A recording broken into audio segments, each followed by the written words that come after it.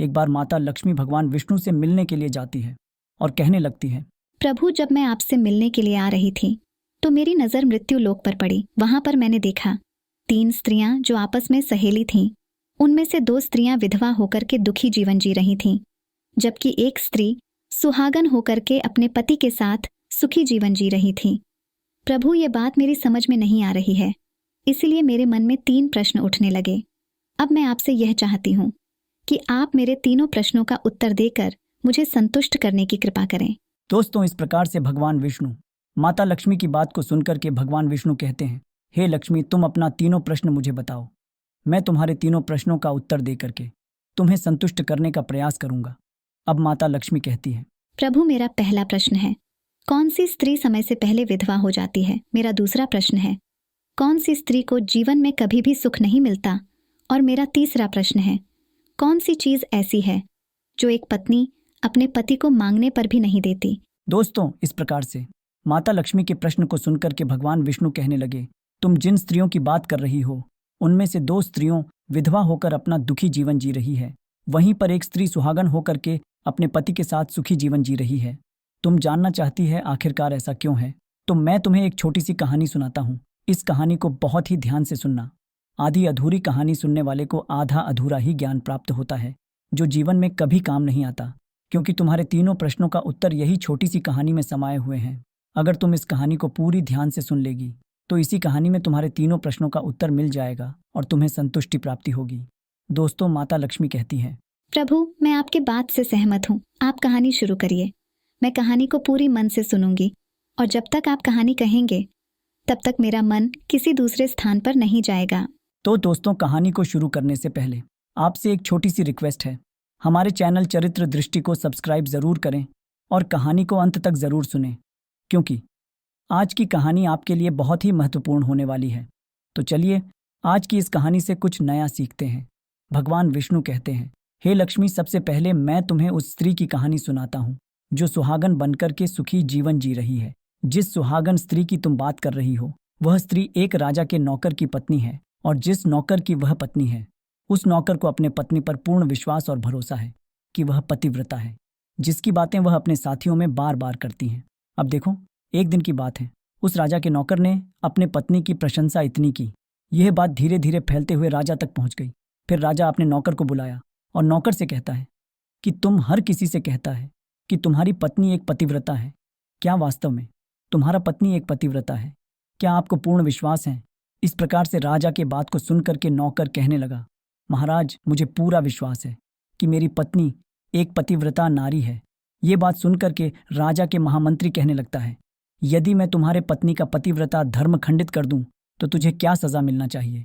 फिर नौकर ने कहा महामंत्री से, यदि तुम मेरे पत्नी का पतिव्रत धर्म खंडित कर देते हो तो तुम मुझे फांसी लगा देना। और राजा से भी नौकर कहता है, यदि महाराज यह मेरी पत्नी का पतिव्रत धर्म खंडित नहीं कर पाए तो इनको क्या सजा मिलना चाहिए? तो राजा ने कहा, मंत्री को भी फांसी की सजा दी जाएगी। फिर भगवान विष्णु लक्ष्मी से कहते हैं, लक्ष्मी, मंत्री ने स्वीकार कर लिया। और मंत्री नौकर से पूछा, क्या वस्तु लाऊं कि जिससे तुम यह मान सके कि मैं तुम्हारे पत्नी का पतिव्रत धर्म खंडित कर दिया हूं?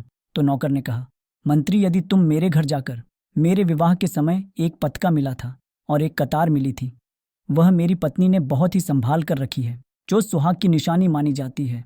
अगर तुम पटका और कतार लाकर मुझे दिखा देगा तब मैं मान जाऊंगा कि तुमने मेरी पत्नी का पतिव्रत धर्म खंडित कर दिया है। मंत्री उस शर्त को स्वीकार कर लेता है और एक शहर में जाता है और एक दूती से जाकर मिलता है। वह दूती हमेशा एक दूसरे से भिड़ने का काम करती थी और जो काम कोई नहीं कर पाता था वह काम दूती करने में पूरी तरह से सक्षम थी। फिर इस प्रकार से मंत्री ने उस दूती को अपने स्वार्थ के लिए अपने पास बुलाया और दूती से कहा, देखो, इस नाम का एक व्यक्ति है, उसे मेरी शर्त लगी है। और मंत्री ने उस शर्त के बारे में दूती से सारा कुछ बता दिया। फिर वह दूती से कहने लगा कि तुम किसी भी तरह उस स्त्री से मेरा संपर्क करवा दें, तुझे जितना धन चाहिए मैं तुम्हें उतना धन दूंगा।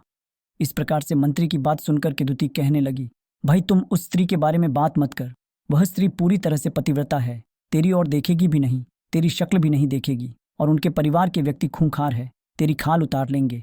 तब मंत्री कहने लगा, ठीक है, यदि तुम उनसे मेरा संपर्क नहीं करवा सकती हैं तो एक काम कर दें, उसके घर जाकर पटका और कतार चुरा कर ला दें।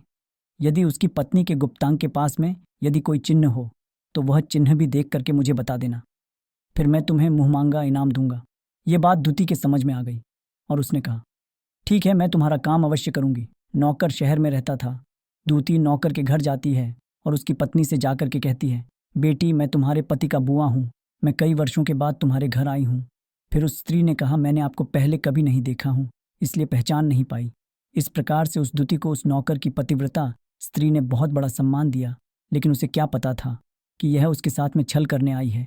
अब भगवान विष्णु कहते हैं, लक्ष्मी, इस प्रकार वह दूती उस पतिव्रता स्त्री के साथ में 2 दिन तक रुकी। जिस समय वह स्त्री स्नान करने लगी तो दूती उठकर के उस पतिव्रता के कमर रगड़ने लगी।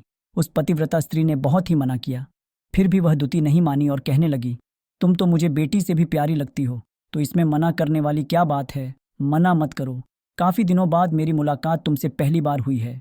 अब यह सब कहकर के वह दूती मुंह पर हाथ फराने लगती हैं। फिर आंखों को धोने के बहाने से उस दूती ने उस पतिव्रता स्त्री की आंखों पानी मार दिया और उस पतिव्रता स्त्री की आंखें बंद हो गई। इस प्रकार से गुप्तांग के पास में जांघ पर एक तिल का निशान था, जो दूती ने देख लिया। अब तो उसका काम बन गया। अब स्नान करने के बाद वह पतिव्रता स्त्री अपने रसोई में खाना बनाने के लिए गई तो दूती को मौका मिल गया और उसने पटका और कतार उस नौकर के घर से चुरा ली और वहां से एकदम भाग गई। और जाकर के वह दूती पटका और कतार उस मंत्री को दे दिया और उस पतिव्रता स्त्री के जांघ पर जो तिल का निशान था वह भी बता दिया। मंत्री सीधा राजा के दरबार में पहुंचा और राजा से जाकर के कहा, महाराज, मैंने नौकर की पत्नी के साथ में 2 दिन बिताए और यह पटका और कतार उसी के हाथों से लेकर आया हूँ। फिर राजा ने अपना दरबार लगाया और नौकर को बुलाया और राजा ने महामंत्री से सभा में पटका और कतार नौकर को दिखाने को कहा। फिर राजा की आज्ञा पाकर मंत्री ने नौकर को उसकी घर की पटका और कतार दिखा दिया और उसकी पत्नी के गुप्तांग के पास में जांघ पर जो तिल का निशान था वह भी बता दिया। ये सब देख करके नौकर मान गया कि वास्तव में आज मेरी पत्नी ने अपना पतिव्रता धर्म पूरी तरह से खंडित कर लिया। भगवान विष्णु कहते हैं, लक्ष्मी, फिर तो राजा ने फांसी का सजा 15 दिन बाद रख दिया और कह दिया कि नौकर को 15 दिन बाद फांसी पर चढ़ा दिया जाएगा। इस प्रकार से नौकर से उसकी अंतिम इच्छा पूछी तो नौकर कहा, मैं अपनी पत्नी से एक बार मिलना चाहता हूँ। इस प्रकार से राजा ने उस नौकर को आज्ञा दी कि ठीक है, तुम अपनी पत्नी से मिल सकते हो।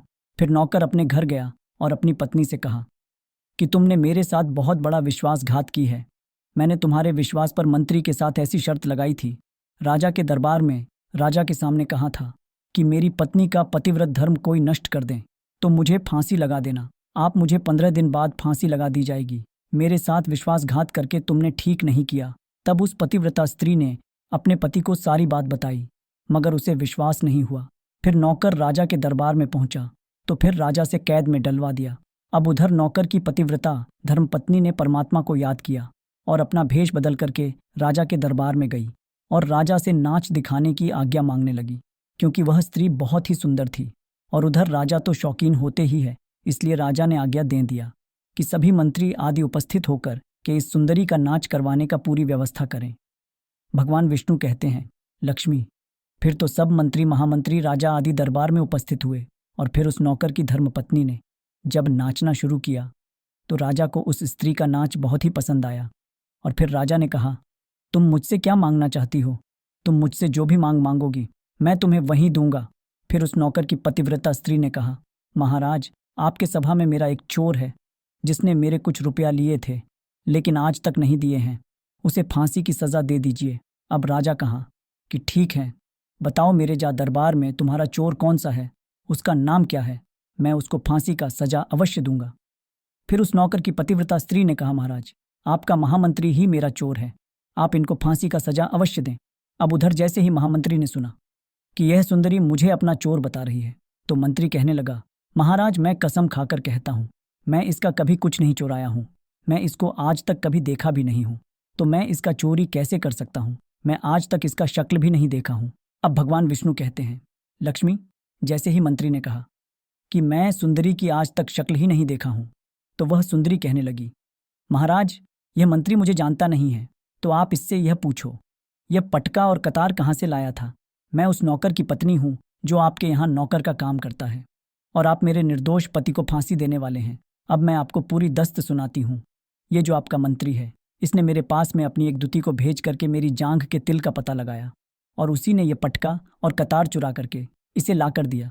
और आपके मंत्री के द्वारा भेजी गई दूती जब मेरे घर पर आई थी तो उसने मुझसे कहा था कि वह मेरे पति का बुआ है और वह पहली बार आई है, इसीलिए मैं उसको पहचान नहीं सकी। और महाराज, जिस तरह से मैंने उस स्त्री को अपने यहाँ बहुत ही आदर सम्मान किया और अपने घर पर उसको ठहरने की व्यवस्था की, और इस प्रकार से उस नौकर की पतिव्रता स्त्री की बात को सुनकर के राजा ने दूती को बुलाया। फिर उस दूती में राजा को सारी सच्चाई बता दी, जिससे राजा ने उस नौकर को रिहा कर दिया और मंत्री को फांसी पर चढ़ा दिया। भगवान विष्णु कहते हैं, लक्ष्मी। इस प्रकार से उस नौकर की पतिव्रता स्त्री ने अंत में राजा से कहा, महाराज, मैं अपने पति से बहुत प्यार करती हूँ, मैं एक चरित्रवान स्त्री हूँ, कभी भी मैं अपने पति का नाम तक भी अपने मुंह से नहीं लिया हूँ। भगवान विष्णु कहते हैं, लक्ष्मी, मेरी कहानी पूरी होती है। अब तुम अपने तीनों प्रश्नों का उत्तर सुनो। तुम्हारा पहला प्रश्न था, कौन सी स्त्री समय से पहले विधवा हो जाती है?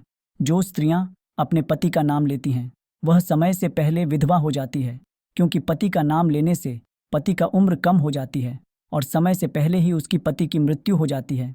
ऐसी स्त्रियां जो पति का नाम लेती हैं वह स्त्री समय से पहले ही विधवा होकर के दुखी जीवन जीती है।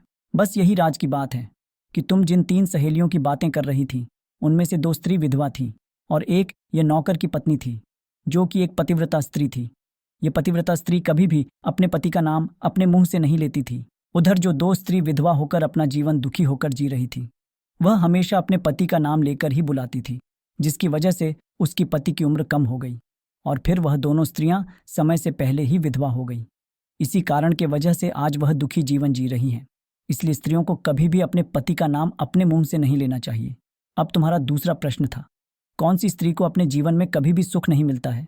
तो समझ लीजिए, जो अपने पति के बिना अनुमति के किसी तीर्थ स्थान या उत्सव में चले जाती है उसके जीवन में कभी भी सुख नहीं आती। ऐसी स्त्रियां जीवन भर दुखी रहती हैं और उन्हें कभी भी पति का प्रेम नहीं मिलता। भगवान विष्णु कहते हैं, लक्ष्मी, तुम्हारा तीसरा प्रश्न था, ऐसी कौन सी चीज़ है जो एक पत्नी अपने पति को मांगने पर भी नहीं देती है? तो समझ लो वह चीज़ गाली है। एक चरित्रवान स्त्री अपने पति को कभी भी गाली नहीं दे सकती, और जो स्त्री अपने पति को गाली देती है वह स्त्री कभी भी चरित्रवान नहीं होती, और ऐसी स्त्री जीवन भर रोती है, उसके जीवन में कभी भी सुखी नहीं आती और समय से पहले ही ऐसी स्त्री विधवा हो जाती है। तो दोस्तों, इस प्रकार से कहानी सुनने के बाद में माता लक्ष्मी अपने तीनों प्रश्नों से संतुष्ट होकर कहती हैं, प्रभु, वास्तव में जो स्त्री चरित्रवान होती है वह कभी दुखी जीवन नहीं जीती है, क्योंकि ऐसे घर में लक्ष्मी का सदैव वास होती है और वह घर हमेशा धन से भरपूर भरा रहता है। ऐसी स्त्री हमेशा घर को स्वर्ग बना देती है।